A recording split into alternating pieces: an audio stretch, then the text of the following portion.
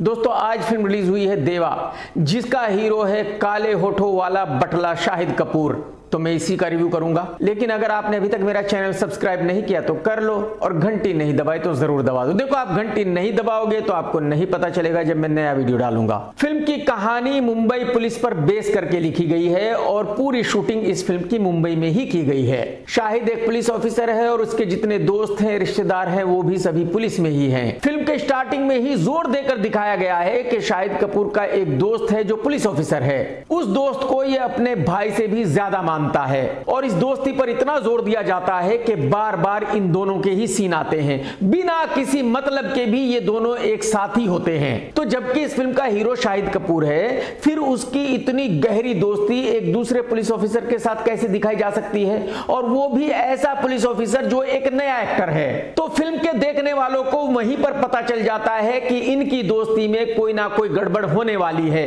वहीं पता चल जाता है कि शाहिद कपूर इस अपने दोस्त को मारने वाला है।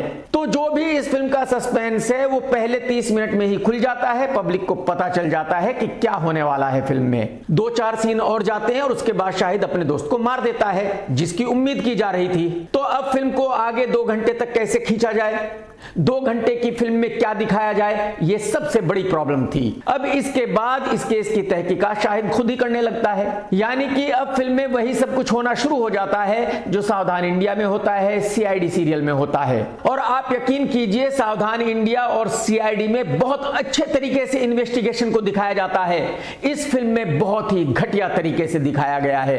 अब खाली तहकीकात दिखाने से आगे 2 घंटे की फिल्म कंप्लीट कैसे हो सकती है।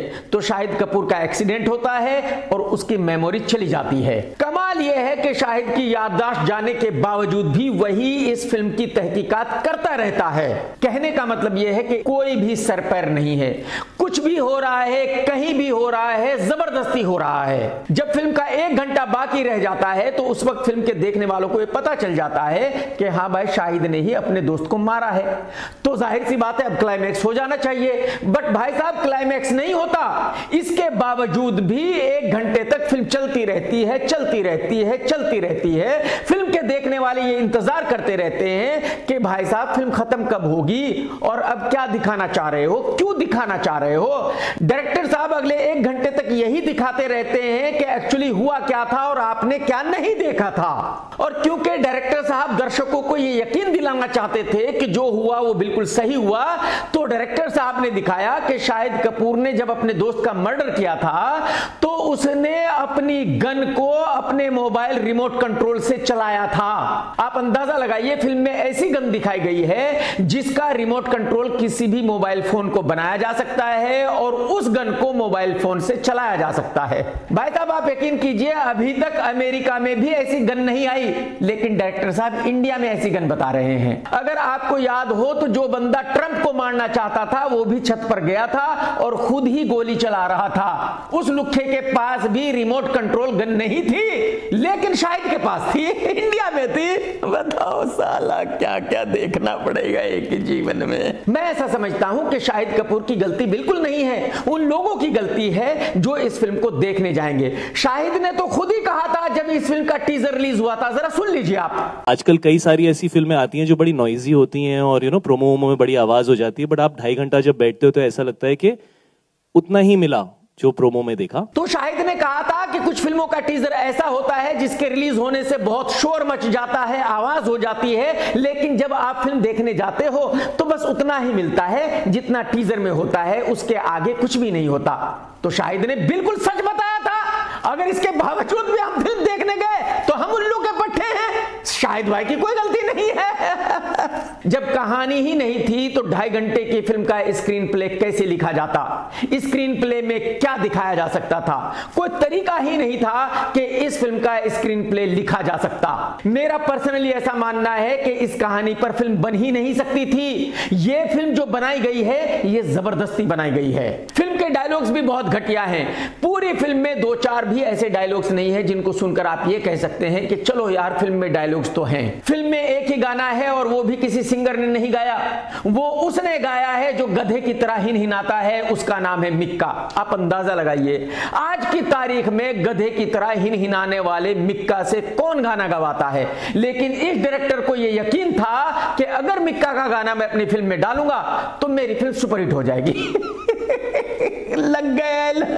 देखो ये बात तो मैं फिर से कहना चाहूंगा कि शाहिद कपूर सच्चा इंसान है, उसने झूठ नहीं बोला था। उसने टीजर के रिलीज होने के वक्त ही ये कहा था कि ये फिल्म भी वैसी ही है जैसी मैंने अपने जीवन में फिल्में बनाई है। मेरी अब तक तकरीबन 26 फिल्में डिजास्टर हैं, उन्हीं में से एक ये फिल्म भी है। लेकिन अगर आपने शाहिद की बात नहीं मानी और इसके बावजूद भी आप फिल्म देखने गए तो ये आपकी गलती है। सुन लीजिए शाहिद भाई ने पहले ही आपको वार्न किया था कि नहीं किया था। कुछ फिल्में ऐसी होती हैं जिसके अंदर आपको फिल्म देखने के बाद ही आप कमेंट कर सकते हैं, तो मैं ये लिबर्टी लूंगा ये कहने की कि मैंने अपने करियर में जितनी भी फिल्में की हैं ये डेफिनेटली उस कैटेगरी में आती है। इस फिल्म को मलयालम फिल्मों के डायरेक्टर रोशन एंड्रूज ने डायरेक्ट किया है। उसी डायरेक्टर ने इस फिल्म को मलयालम में बनाया था मुंबई पुलिस के नाम से। उस फिल्म की भी यही कहानी थी, बस सिर्फ इतना डिफरेंस था कि उसमें जो उसका दोस्त होता है वो उसको पता चल जाता है कि हीरो गे है, और इस फिल्म में शाहिद कपूर के दोस्त को पता चल जाता है कि शाहिद ने एक क्राइम किया है। शाहिद को यह डर है कि ये मेरा दोस्त मेरी पोल ना खोल दे, और इसी वजह से शाहिद अपने दोस्त को मार देता है। तो कहने का मतलब यह है कि दोनों फिल्मों की कहानी तो वही है, लेकिन मारने के लिए रीजन अलग रखा गया है बस। रोशन एंड्रूज की ये एक ही फिल्म हिट थी, उसके बाद उसने मलयालम में 5 से 6 फिल्में बनाई, सभी की सभी डिजास्टर हो गई, और मलयालम फिल्मों में उस बेचारे का कैरियर खत्म हो गया। यही वजह है कि वो मुंबई आया और किसी तरह उसने कोशिश करके इस फिल्म को बनाया। लेकिन प्रॉब्लम यह है कि इस फिल्म का डायरेक्शन बहुत ही ज्यादा खराब है। रोशन एंड्रूज पे इतना ज्यादा प्रेशर था एक हिट फिल्म बनाने का कि उसने कहानी का कचुंबर बना दिया। ये भी डाल देता हूं, ये भी डाल देता हूं, ये भी कर लेता हूं, ये भी कर लेता हूं, ये करूंगा तो हिट हो जाएगी, ये करूंगा तो हिट हो जाएगी। यही वजह है कि ना ही तो ये बेचारा अपनी कहानी को सही से कह सका, ना ही अपने एक्टरों से अच्छे से काम ले सका, और ना ही अपनी फिल्म को अच्छी तरह से शूट कर पाया, ना ही एक बढ़िया डायरेक्शन कर पाया।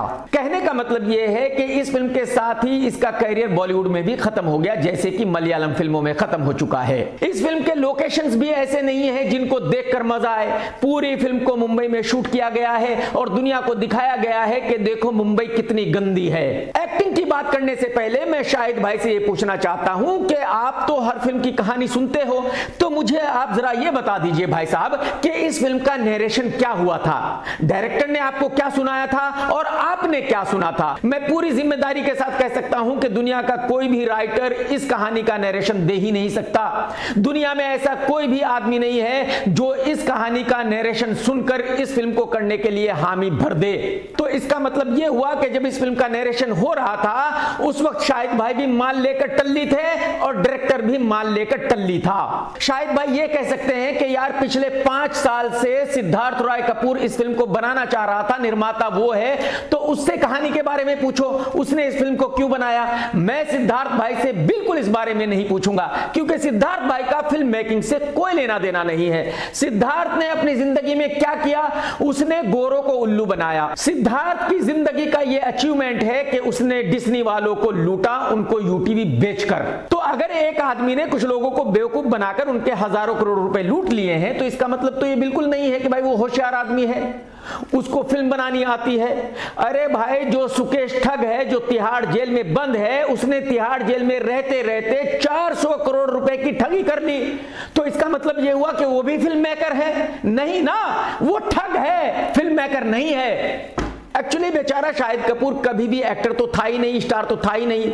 जब वी मेट एक फिल्म हिट हुई थी, उसके 15 साल के बाद शाहिद की दूसरी फिल्म हिट हुई थी जिसका नाम था कबीर सिंह, और वो साउथ की रीमेक थी। और उस फिल्म के हिट होने के बाद शाहिद को ये यकीन हो गया था कि अगर वो साउथ की फिल्मों का रीमेक करेगा तो वो फिल्में हिट हो जाएंगी और शायद बहुत बड़ा सुपरस्टार बन जाएगा। बस यही इस बेचारे के दिमाग की प्रॉब्लम है।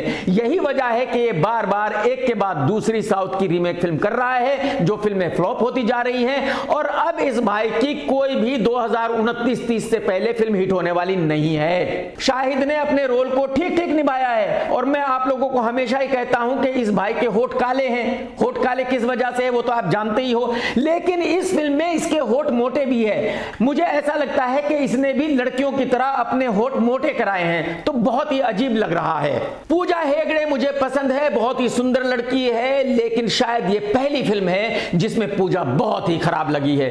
किसी एक शॉट में भी पूजा हेगड़े खूबसूरत नहीं लगी है और पूजा का फिल्म में इतना छोटा रोल है कि एक्टिंग का तो कोई स्कोप ही नहीं था। मेरी समझ में बात नहीं आ रही है कि पूजा ने इस फिल्म को क्यों किया, शायद सिर्फ पैसों के लिए किया। बाकी फिल्म में और बहुत सारे एक्टर हैं और उन्होंने अपने छोटे छोटे रोल को अच्छे से निभाया है। कुल मिलाकर यह फिल्म नहीं है बल्कि एक कचुंबर है। इस फिल्म में ना ही कहानी है, ना ही म्यूजिक है, ना ही एक्शन है, ना ही थ्रिलर है, ना ही इमोशन है, ना ही रिलेशन है, ना ही एंटरटेनमेंट है। यानी कि इस फिल्म में ऐसा कुछ भी नहीं है जिसकी वजह से इस फिल्म को देखा जाए। यह फिल्म 100% 2.5 घंटे का टॉर्चर है। अगर आपको भी इस फिल्म को देखने के बाद मेंटल हॉस्पिटल में भर्ती होना है तो आप भी जाइए, अपना टाइम खराब कीजिए, अपने पैसे खराब कीजिए और इस फिल्म को देखिए। और अगर आपको पागल होने से बचना है तो मेरा मशवरा यह है कि उस थिएटर से कम 2 किलोमीटर दूर रहिए जहां इस फिल्म को दिखाया जा रहा है। मैं इस फिल्म को दे सकता हूं 1 स्टार, जबरदस्ती 1 स्टार दे सकता हूं, क्योंकि डिजर्व तो ये 1 स्टार भी नहीं करती। और मेरी बिजनेस रेटिंग रहेगी 0। मैं ऐसा समझता हूं कि यह फिल्म 10 से 15 करोड़ का लाइफ टाइम बिजनेस कर सकती है, यानी कि ये पक्की ब्लॉकबस्टर फिल्म है। दोस्तों, अगर आपने आज का वीडियो देखा है तो लाइक करना बिल्कुल मत भूलना, कमेंट्स करके जरूर बताना कि आज का रिव्यू आपको कैसा लगा। टेक केयर दोस्तों, tata bye bye, love you, जय हिंद, सत्यमेव जयते।